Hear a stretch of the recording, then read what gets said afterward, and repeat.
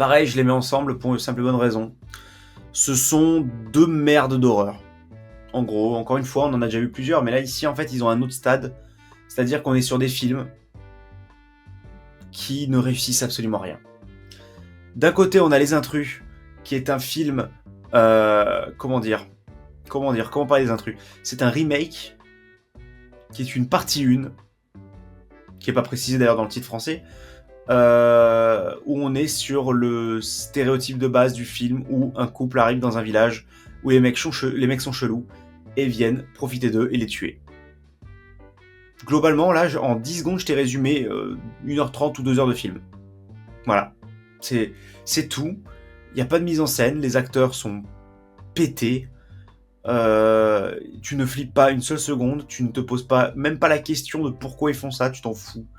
Clairement, parce que le film coche tellement toutes les cases navrantes du stéréotype que, en vrai, voilà. On pourrait essayer de se dire, putain, un film, il pourrait cocher les stéréotypes pour faire un hommage, pour essayer de se réapproprier les codes du film d'horreur, mais même pas. C'est même pas un film qui rend hommage.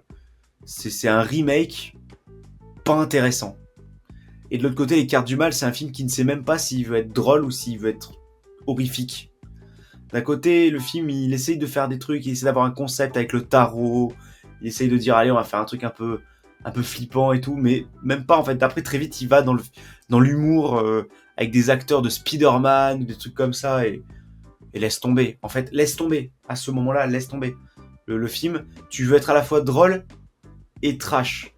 Le problème, c'est que c'est pas à la portée de tout le monde. Et quand ton film est putain de sage en termes d'horreur, ne montre pas la mort de personnages pour les faire revenir à la fin de manière random, etc. Enfin, franchement, t'avais 2-3 bons designs de monstres, parce que du coup, les monstres sont les monstres du jeu de cartes de tarot.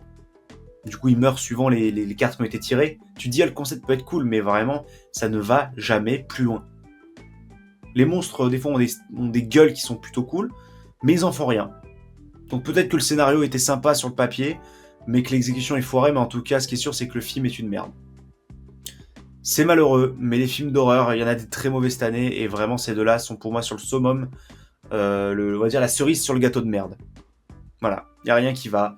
Acteur néant, réal, mise en scène, peur, ambiance, tout est foiré. C'est triste, mais c'est comme ça.